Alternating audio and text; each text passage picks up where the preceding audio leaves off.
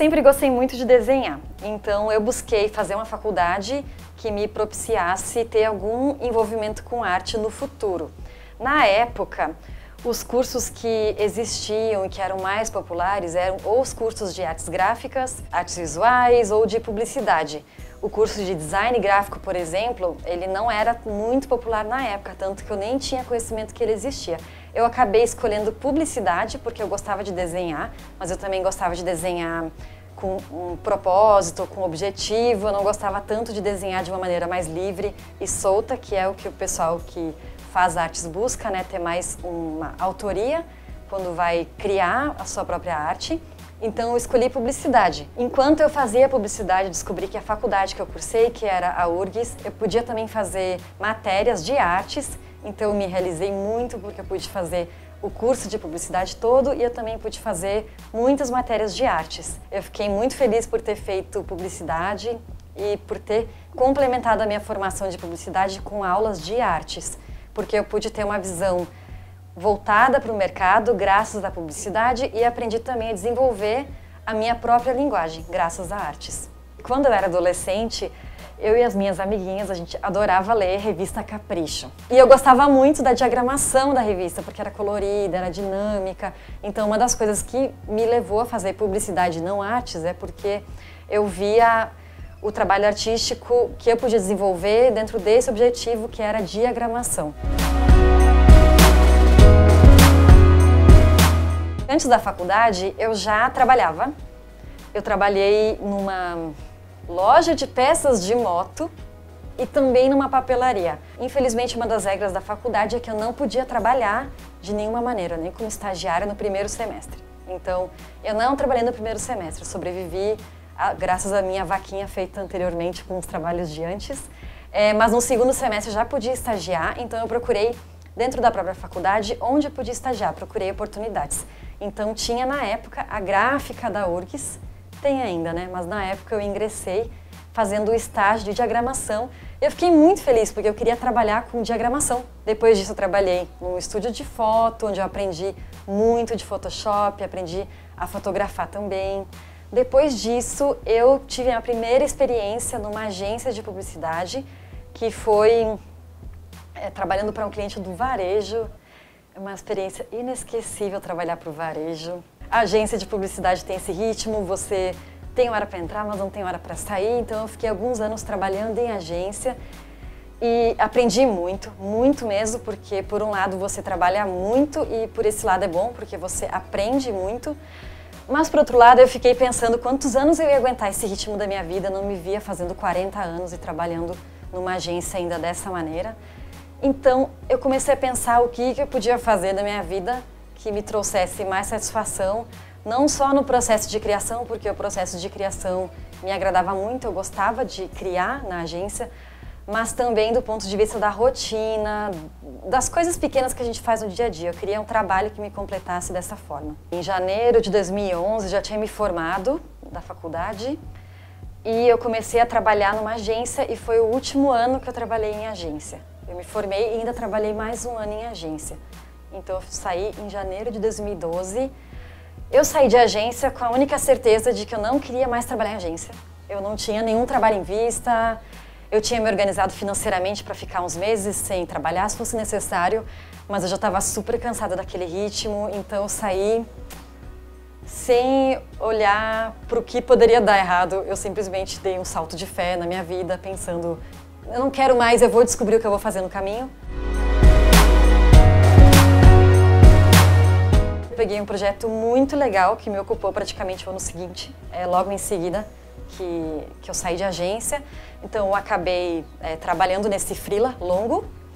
No meio desse freela surgiu a oportunidade de fazer um curso aqui em São Paulo, um curso de empreendedorismo. E eu fiquei muito feliz porque eu estava eu mesma gerenciando aquele freela era um freela muito grande, era um projeto grande. Então eu tinha pessoas trabalhando comigo, eu estava coordenando todo o projeto, eu estava atendendo o cliente, tudo isso era muito novidade. E eu queria então aperfeiçoar isso, eu descobri um curso de empreendedorismo que chama 10 Mil Mulheres, que eu fiz aqui em São Paulo. E foi quando eu me mudei, mas eu não me mudei na intenção de ficar permanentemente em São Paulo. Eu me mudei com a ideia de fazer o curso. Eu sempre tive uma vontade de morar em São Paulo, mas eu me mudei com a ideia de fazer o curso. Quando o curso acabou, eu pensei, por que não ficar mais 6 meses e ver o que a cidade tem a oferecer? Quando acabou o curso, eu fiquei mais 6 meses e aí me apaixonei pela cidade e resolvi ficar. A minha ideia era montar a minha própria agência com base nos meus conhecimentos que eu já tinha do mercado de trabalho e também com base na minha carteira de clientes, que começava a crescer de uma certa maneira. Porém, o que eu descobri ao longo do curso e também trabalhando por minha conta nesse tempo, gerenciando pequenos projetos, é que não era só o ritmo de agência de publicidade que eu não gostava. Eu não gostava do processo todo em si, porque eu trabalhando por minha conta, eu ditava o ritmo, eu fazia o atendimento, os clientes eram super legais, eles aprovavam tudo, mas isso para mim, mesmo assim, não brilhou meus olhos, não me deixou feliz. E daí eu fiquei pensando, gente, eu achava que isso ia ser a minha menina dos olhos, e daí agora eu também não estou feliz dessa maneira.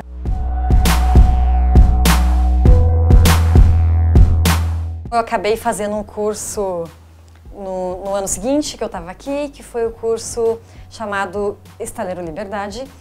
Ele, na verdade, não se define como curso, é mais uma jornada de autoconhecimento. Realmente foi muito legal essa jornada. E o mais legal é que um dia eu estava desenhando no meu caderno, fazendo as minhas anotações com os desenhos, e um dos facilitadores, ele olhou para mim e falou, Vivian, você podia trabalhar com isso? Isso é uma profissão, você podia fazer facilitação gráfica. Daí eu fiquei, como assim? Do que tu está falando? Aí eu nem sabia que existia, eu nunca tinha ouvido falar. Então ele acabou explicando e eu achei super legal, fiquei maravilhada. Como assim? Alguém paga para fazer isso? Isso é algo que eu já faço naturalmente? Eu adoro fazer. Ainda demorou um pouco para cair a ficha, porque ainda fiquei uns meses relutante com isso. Até que eu comecei nas próprias palestras que eu assistia no início, quando eu estava morando em São Paulo, eu era arroz de palestra, eu ia em 1 milhão de palestras, em 1 milhão de eventos, eu queria conhecer tudo, toda a cidade. E aí eu acabei fazendo esses resumos das palestras que eu já assistia, e aí eu quis publicar eles nas redes sociais, comecei publicando no Facebook para ver o que acontecia. E descobri que as pessoas gostavam muito. Eu fiquei muito surpresa com a repercussão, que as pessoas gostavam muito daquilo. E foi que foi, eu acabei publicando mais e aí acabei sendo chamada para o meu primeiro trabalho remunerado, que foi numa data muito simbólica, foi no dia do meu aniversário de 30 anos. Você consegue definir assim o que é facilitação gráfica? Ah, boa pergunta, eu prefiro desenhar sempre.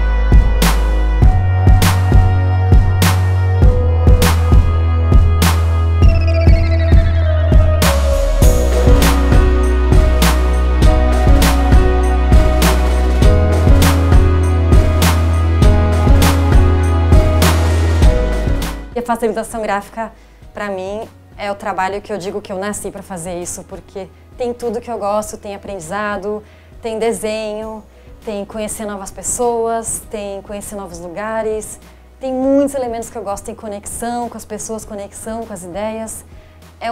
Quando você vai facilitar graficamente alguma coisa, você acaba entrando num ambiente onde as pessoas estão dispostas a aprender alguma coisa nova.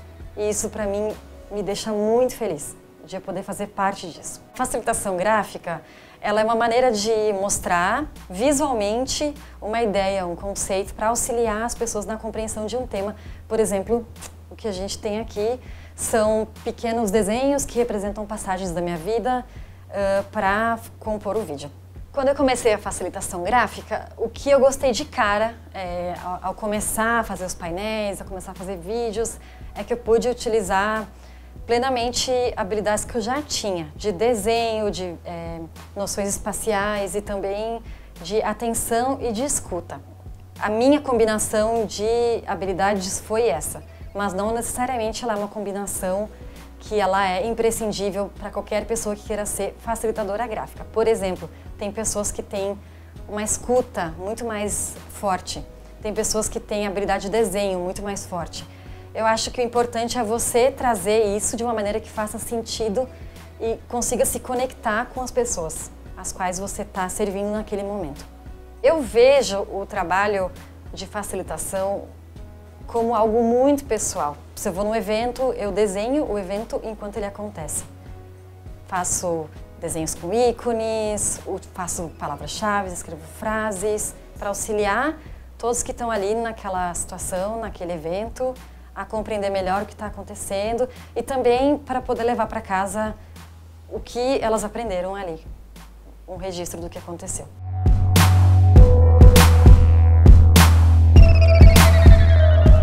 Utilizando essa ferramenta que você tem, que é de transformar o conteúdo em algo gráfico, você pode desenvolver tanto painéis ao vivo, quanto painéis sob encomenda, como vídeos, como ilustrações, como infográficos. Então tem um leque super grande para trabalhar, vários tipos de produtos que você pode trabalhar. Eu trabalho bastante com eventos de conteúdo, com palestras, os quais os organizadores querem ver aquela palestra transformada, né, de outra maneira, que não só através da voz, da apresentação. Então, palestras é um conteúdo bem recorrente, também é bem recorrente workshops, para que a facilitação gráfica ela auxilie na colheita dos insights que surgem de um grupo, por exemplo. Então, um grupo determinado vai fazer um workshop para chegar a algumas ideias, alguns denominadores comuns, e a facilitação gráfica ela auxilia para tornar tangível aquilo que está surgindo daquele meio. Eu já fiz uns painéis gigantes. Acho que um dos maiores que eu já fiz foi bem legal, porque foi para o Hackathon do Impact Hub aqui em São Paulo. Eu acho que aquele painel tem 3 metros ou 4 de largura e 2 de altura. Ficou enorme, ficou lindo. Para mim, me dá muita satisfação fazer um painel grande, porque eu acho que o painel tem que encher os olhos das pessoas. Elas têm que ficar encantadas, elas têm que querer aprender mais ainda o que elas já estão ali aprendendo naquele ambiente. Então, quando eu consigo fazer um painel grande que cumpra essa função, eu acho que a facilitação ela fica potencializada. O que eu acho legal da facilitação gráfica é que ela é uma ferramenta que a gente pode utilizar de uma maneira muito versátil. Por exemplo, a gente pode fazer a facilitação de uma maneira analógica, desenhando com uma boa e velha caneta sobre o papel. A gente pode fazer digital, desenhando no computador ou no tablet. A gente pode também fazer ela tanto sendo uma criação mais estática, como acontece nos painéis, ou também a gente pode fazer vídeos. Eu adoro criar vídeos porque a gente conta uma história sendo narrada ao mesmo tempo. O vídeo, para mim, é uma coisa que eu gosto bastante de criar. A gente pode também fazer infográficos para acompanhar uma publicação, por exemplo. Eu acho legal que o uso da ferramenta é muito amplo.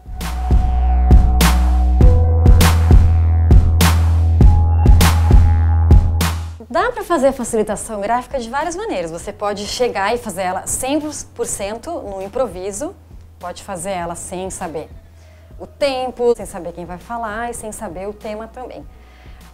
Mas profissionalmente eu recomendo que você saiba todas essas coisas para desempenhar uma melhor função, para realmente conseguir auxiliar no dia, para sua atenção ficar mais focada no conteúdo de fato e não em tentar entender tudo o que está acontecendo. Então é bom você saber o tempo, quem são os palestrantes, quais são os temas que vão ser abordados, o tempo certinho de cada palestra, qual é o foco que vai ser dado para aquilo, qual é a sua importância como facilitadora gráfica naquele momento, o que é importante que você capte. Todas essas questões, conversar com antecedência antes do projeto acontecer.